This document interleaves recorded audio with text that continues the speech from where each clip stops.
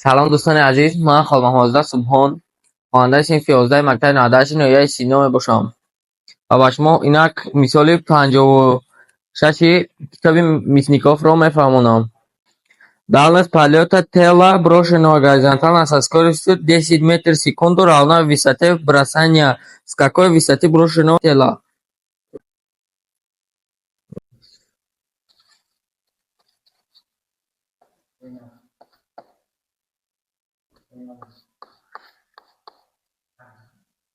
وینال ما با 10 متر تقسیم ثانیه برابر است. دوری موافق شرط مسئله با ما گفته است که دوری پرواز با بلندی پرتاب برابر می باشد. در اینجا باید ما اش رو یابیم در مسئله.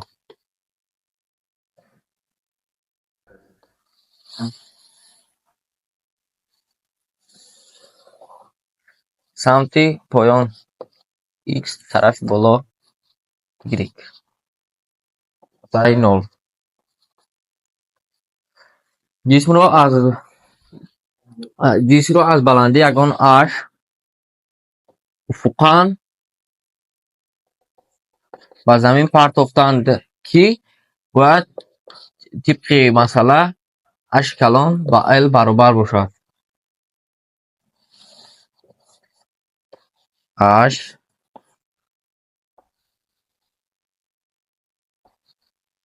ال با سرعت v0 در تیر y v0 y ما با 0 برابر می باشد.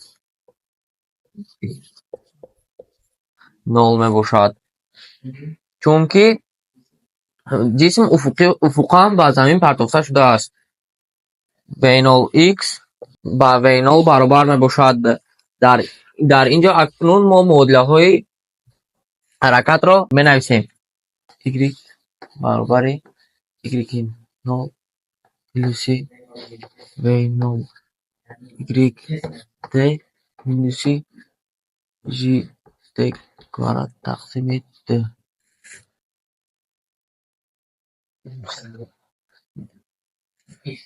x برابر x0 v0 x t. از بس که جسم از بلندی اش پرتافته شده است، y0 ما برابر می شود با اش. v0 y ما که با 0 برابر بود، پس معادله ما می شود هنگام افتیدن جسم y ما با 0 برابر می شود. پس در اینجا فرمول ما چنین می شود: h برابر gt کвадрат تقسیم d. در اینجا باشد x0 ما 0 می باشد. پس در اینجا x0 ما با 0 برابر که باشد، پس x ما با l برابر می شود. l برابر می شود با v0 x t. از بس که v0 x ما با v0 برابر بود، پس می نویسیم v0 t. از اینجا ما ت رو با بالا گزارش می دهیم. این را در این فرمول خود با جای ت گزارش میکنیم. h برابر g تقسیم d. دو رو علاهیده می نویسیم و ت کвадрат رو باشد علاهیده. l تقسیم v0 قوس رو میپوشیم و در کвадрат هر دوشو. پس میابیم g l کвадрат تقسیم d v0 کвадрат. موافق شرط مسئله l ما با h برابر است. h برابر می شود با g h کвадрат تقسیم d v0 کвадрат. در اینجا کвадрат ما با h می رود. پس ما می توانیم 2v0 کвадрат رو به این طرف گذارانیم. این طرف که در پایان بود به اسم طرف بالا می شود.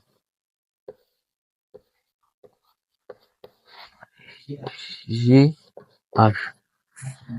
h баробар мешавад ба чизе ки аз баробари ин тараф ҳасташ 2 бейнул квадрат тақсими g мешавад. ба ҷои бейнул ва g қиматҳои ададиро мегузорем.